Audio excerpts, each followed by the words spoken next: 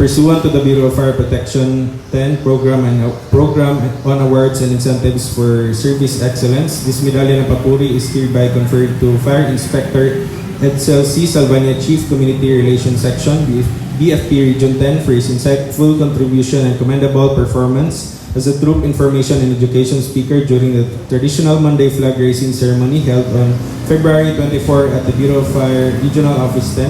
Such display of dedication and commitment served to inspire and motivate others, contributing to the successful achievement of the BFP's mandates and programs, thereby worthy of recognition and emulation. Given this 24th day of February 2025 at the office of the Regional Director, BFP 10, Mamela Extension, Carmen, Cagayan de Oro City. Signed, Romel C. Trajo, Fire Chief Superintendent, BFP Regional Director.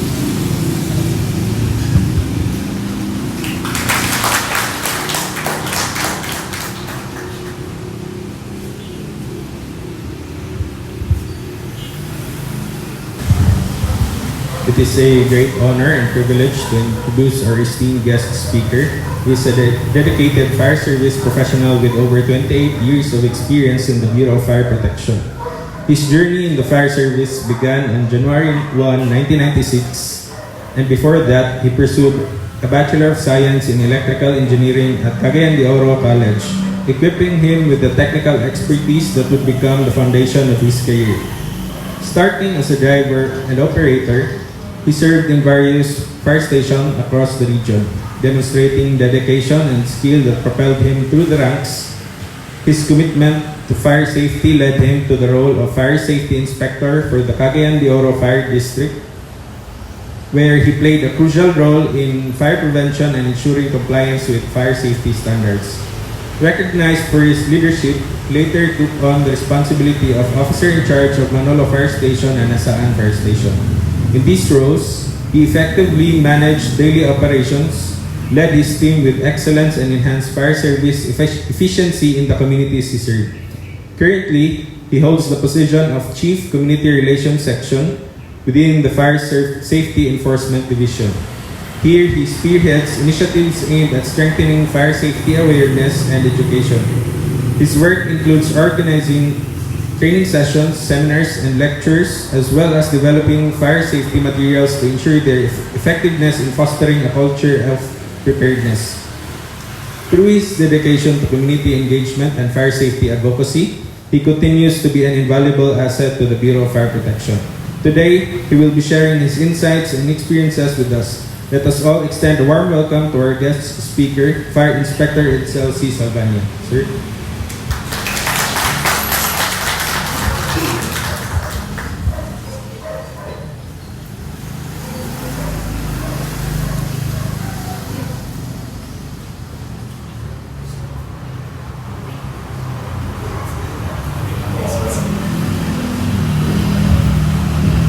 To our Regional Director, Fire Chief Superintendent Romel C. Trajo, sir.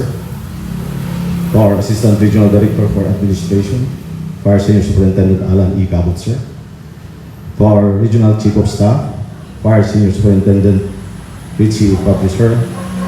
To all Division Chief, Section Chief, non-commissioned officers, and non-uniform personnel. Good morning. Let me start with a story of a mother who wanted to have children. She prayed and prayed fervently, and after so many years, God answered her prayer and granted her a child. But because of that feeling of wanting to care for the child for many years, the mother tried her very best to raise this wonderful girl. But you see, no matter what, if your daughter or your child will never live up to your standards and expectations, that girl felt smothered, so controlled, that she didn't want to spend time with her mother. The mom felt devastated. She experiences brokenness in her heart, and her disappointment makes her lonely and bothered. What I am emphasizing about is disappointment is real. So how does disappointment happen? Life is full of expectations, but the gap between those expectations and reality is often the source of our struggles. For example, marriage, family, career life, health, and position. Whatever it is, this is something sure to happen. Your current reality usually doesn't match your expectations. So what happened to you? You are disappointed.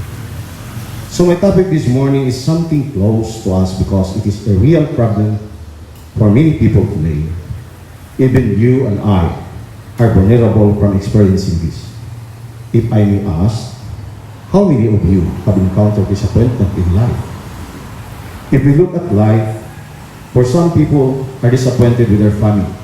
Sad, but they have certain expectations of what a father or a mother should be. Some people are disappointed with their marriage.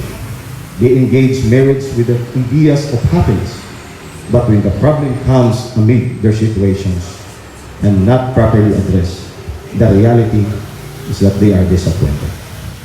Some people can sometimes be dramatic and believe this is the most horrible thing they have ever experienced. Individuals can let negative emotions like disappointment to grow into more serious mental health conditions like depression. Now, when browsing the internet, we find a lot of references, books, and known authors giving guidance, steps, and approaches to deal with disappointment. One of the empowering disappointment calls to overcome life's challenges in the book of Zig Ziglar, See You at the Top.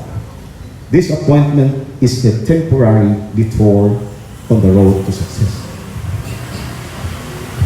Ziglar is a renowned motivational speaker, offers perspective on disappointment as a temporary setback on the path to success.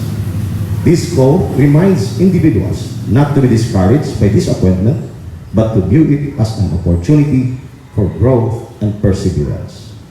Life is a journey filled with ups and downs, and sometimes we can find ourselves facing disappointments that can leave us feeling defeated. However, during these moments, we must remember our inner strength and resilience. This will inspire us to rise above life's challenges and serve as a guiding light, reminding us that setbacks are merely stepping stones towards success.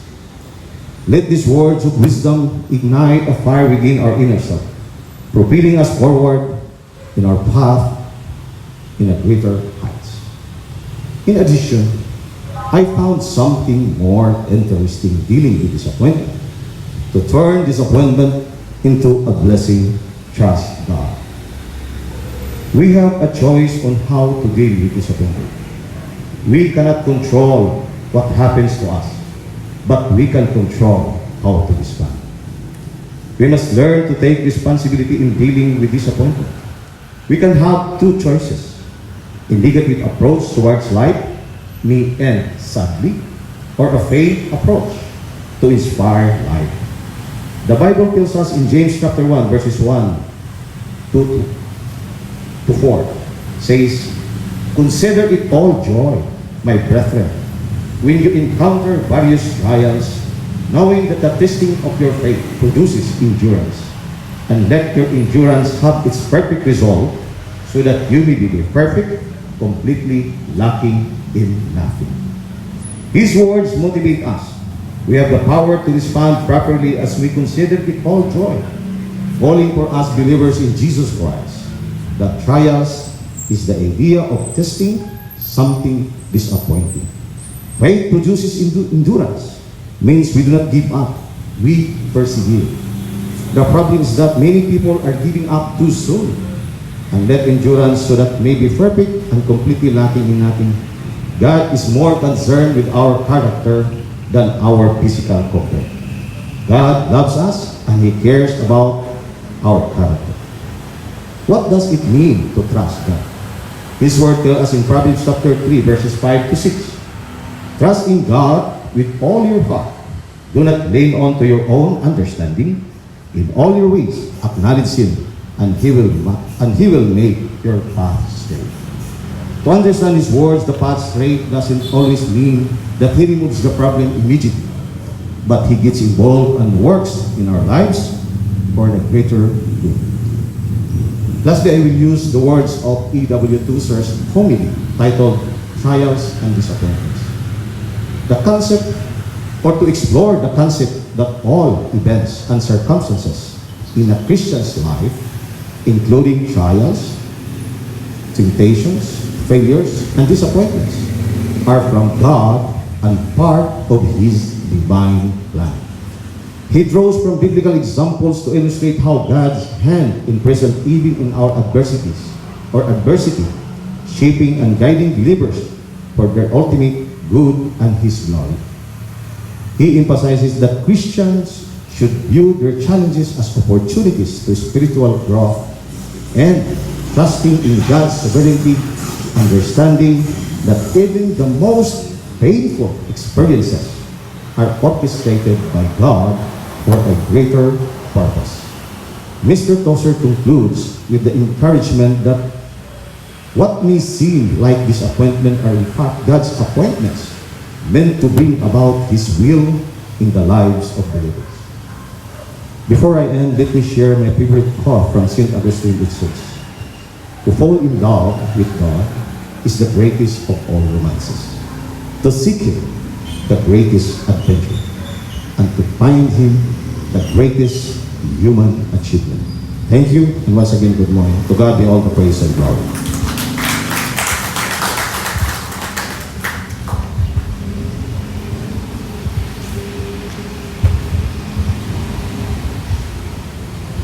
Thank you for that insightful and inspiring message, sir. And